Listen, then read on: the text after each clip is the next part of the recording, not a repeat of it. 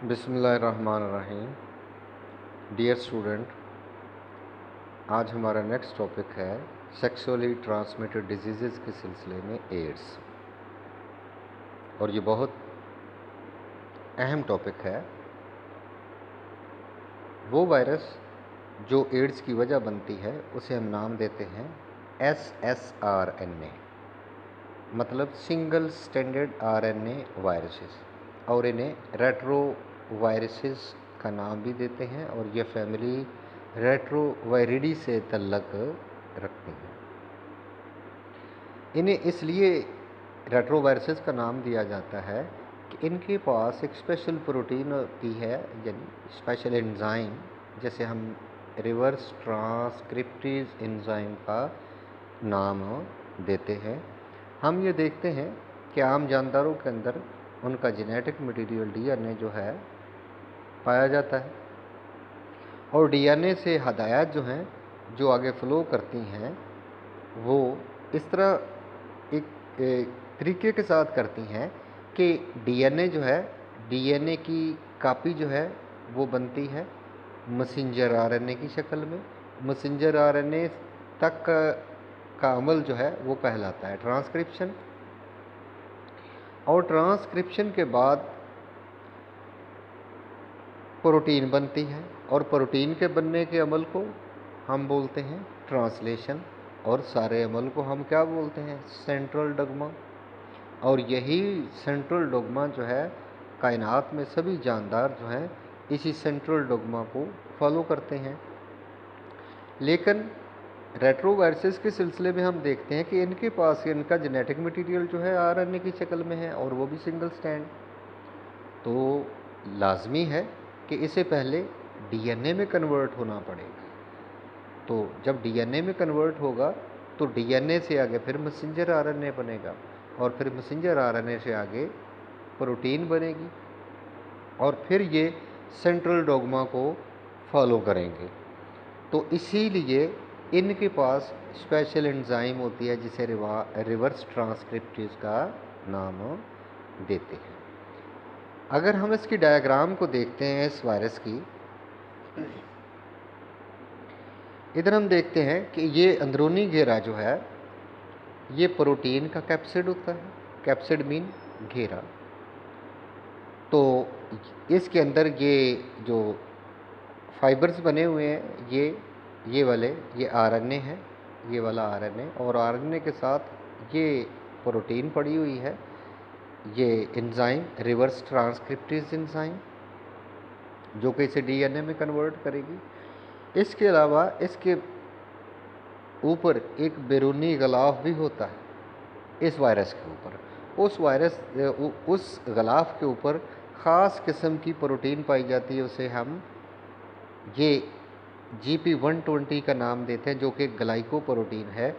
इसी ग्लाइकोप्रोटीन की मदद से ये होस्ट सेल के अंदर दाखिल होती है, और यही GP120 प्रोटीन जो है, ये ग्लाइकोप्रोटीन, ये एंटीजेनिक है, मतलब एंटीजन के तौर पर काम करती हैं। अगर ये एंटीजन के तौर पर काम करती हैं तो सवाल यहाँ पैदा होता है कि फिर हमारी बॉडी के अंदर इस वायरस के ख़िलाफ़ एंटीबॉडीज़ क्यों नहीं पैदा होती।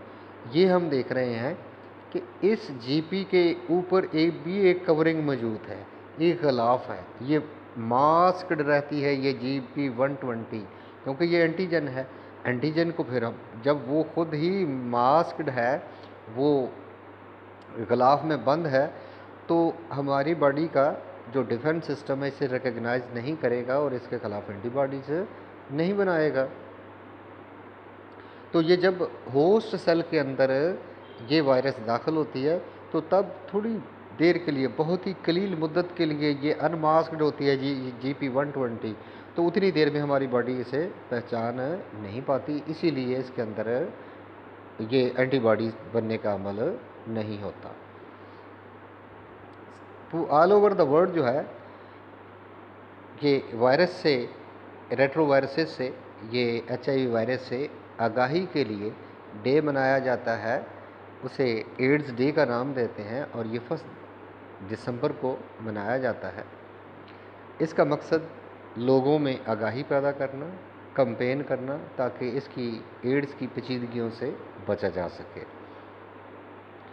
इसकी सिम्टम्स देखते हैं तो जो ही ये वायरस बॉडी के अंदर एंट्री करता है तो सबसे पहले हल्के दर्जे की अलामात ज़ाहिर होती हैं। उनमें माइल्ड फीवर हो सकता है, माइल्ड इन्फेक्शन होता है और आम तौर पर इसे हम इग्नोर कर देते हैं क्योंकि ये समझकर कि ये सीज़नल अलामात हो सकती हैं, सीज़नल फीवर हो सकता है, इसलिए हम इसे इग्नोर कर देते हैं। लेकिन जब ये शिद्दत अख्तियार करता है, मतलब ये ज़्यादा से ज़्यादा सेल को डिस्ट्रॉय कर लेती है ये वायरस, तो तब सीवियर निमोनिया का केस सामने आता है, वेट लॉस होता है और जनरल इम्यून सिस्टम हमारा कोलैप्स कर जाएगा। जब जनरल इम्यून सिस्टम कोलैप्स कर जाएगा तो साथ ही फिर और मज़ीद पेचीदगियाँ जो हैं, कॉम्प्लिकेशंस पैदा होंगी, उनके अंदर कैंसर भी हो सकता है और आम तौर पर इसमें स्किन कैंसर देखा गया है। HIV वायरस जो है ये होस्ट के सेल में जब एंट्री करती है तो ये कौन से सेल में ये एंट्री करती है, हम देखते हैं कि ये टी हेल्पर टी लिम्फोसाइट जो है उसके ऊपर इस वायरस को रिसीव करने के लिए ख़ास किस्म का रिसेप्टर होता है जिसे हम CD4 रिसेप्टर्स का नाम देते हैं, वो उसके ऊपर मौजूद होता है। तो ये उस सेल को इन्फेक्ट करती है और ये सेल जो है ये एंटीबॉडीज़ बनाने का काम करता है। हम देखते हैं कि हमारी बॉडी के अंदर इम्यून रिस्पॉन्स दो किस्म का होता है। एक होता है सेल मीडिएटेड रिस्पॉन्स। ये सेल मीडिएटेड रिस्पॉन्स के अंदर कौन कौन से सेल आएंगे, बी सेल और T cell. Humoral immune response के अंदर वो एंटीबॉडीज़ आएंगी जो बी लिम्फोसाइट पैदा करते हैं, वो एंटीबॉडीज़ जो हैं वो रिस्पॉन्ड करेगा और जरासीमों के ख़िलाफ़ ये फ़ाइट एंटीबॉडीज़ तब करेंगी। तो हेल्पर टी लिम्फोसाइट जो है ये लफ्ज़ जो है हेल्पर से ही हम देख रहे हैं कि ये उन सेल की बी लिम्फोसाइट सेल की हेल्प करते हैं। ये हेल्पर टी लिम्फोसाइट एंटीबॉडीज़ बनाने के अंदर और ताकि ये एंटीबॉडीज़ बनाएं और फिर बीमारी के ख़िलाफ़ फ़ाइट की जाए। तो ह्यूमन इम्यूनोडेफिशिएंसी का डेफिशिएंसी वायरस का नाम जो है इसे हम देते हैं HIV को।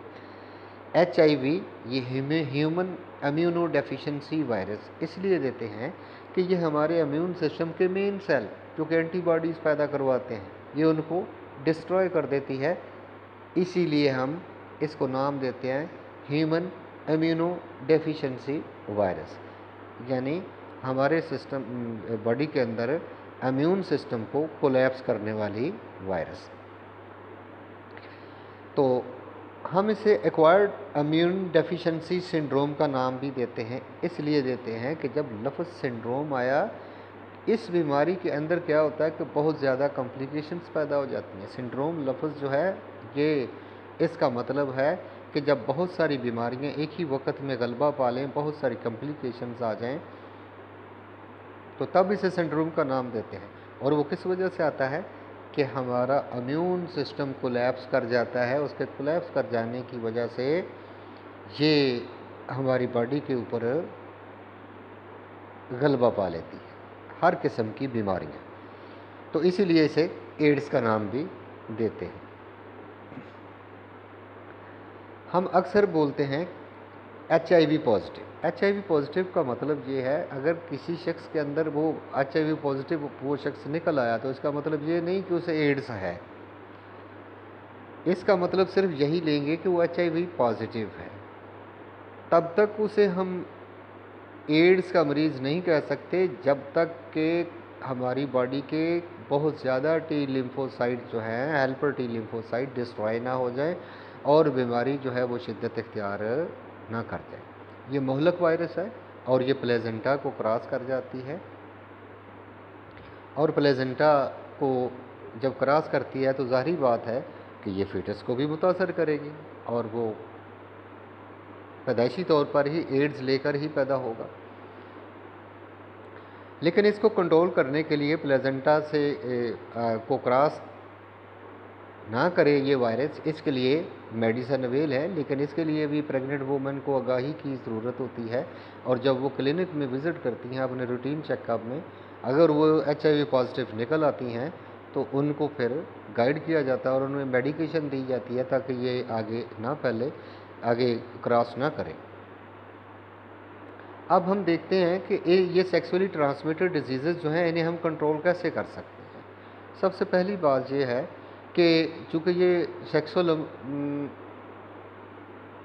अमल से ये ट्रांसमिट होती हैं, तो अवॉइड किया जाना चाहिए ऐसे इंडिविजुअल से जो कि इन बीमारियों का कैरियर हो। और अडाप्ट करने चाहिए, हमें हाइजीनिक मेजर्स अडाप्ट करने चाहिए, एहतियाती तदाबीर अपनानी चाहिए, सेहत व सफाई का खास ख्याल रखना चाहिए। और ख़ास कर मेडिकल फील्ड के अंदर जब हम सर्जिकल इंस्ट्रूमेंट का इस्तेमाल करते हैं तो उनको स्टरलाइज करना चाहिए और यूज्ड जो सिरिंजें हैं उन्हें इस्तेमाल नहीं करना चाहिए बल्कि डिस्कार्ड कर देना चाहिए। इनके लिए ट्रीटमेंट जो है वो अवेल है बीमारियों के लिए, सभी बीमारियों के लिए, लेकिन एड्स के लिए नहीं है। और सभी बीमारियों के लिए दूसरी जो पढ़ी हमने उनके अंदर मौजूद है, लेकिन वो लंबे अरसे के लिए मेडिकेशन करनी पड़ती है एक्सेप्ट एड्स के अलावा। तो इसका अब हम थोड़ा सा लाइफ साइकिल देखते हैं कि ये वायरस कैसे इन्फेक्ट करती है। ये टी लिम्फोसाइट है जिसको ये मुतासर करती है। ये उसके ऊपर ख़ास रिसेप्टर साइट है जिसे हम CD4 रिसेप्टर का नाम देते हैं। ये वायरस जो है अपने GP120 प्रोटीन की मदद से यहाँ होस्ट सेल के ऊपर एंट्री करेगी और एंट्री करने के बाद ये अपना RNA जो है सेल के अंदर दाखिल कर देगी और साथ ही वो रिवर्स ट्रांसक्रिप्टेज एंजाइम जो है वो भी आ जाएगी। वो रिवर्स ट्रांसक्रिप्टेज जो है वायरस के RNA को डबल स्ट्रैंड DNA में कन्वर्ट करेगी और ये डबल स्ट्रैंड DNA जो है ये सेल के न्यूक्लियस में जाएगा और इसके अंदर जो सेल का DNA है उसके अंदर प्रो वायरस के तौर पर ये बैठ जाएगा।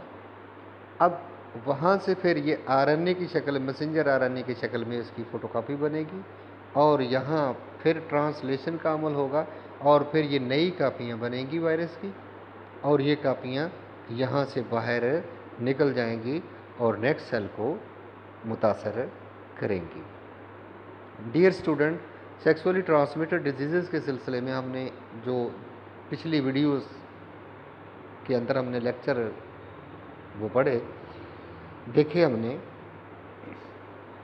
उस सिलसिले का ये लास्ट लेक्चर था। उम्मीद है कि आपने इसे पिक किया होगा। तो नेक्स्ट वीडियोस में हम इस चैप्टर के बाकी लेक्चर्स जो हैं उनको डिस्कस करेंगे। Thanks for watching video.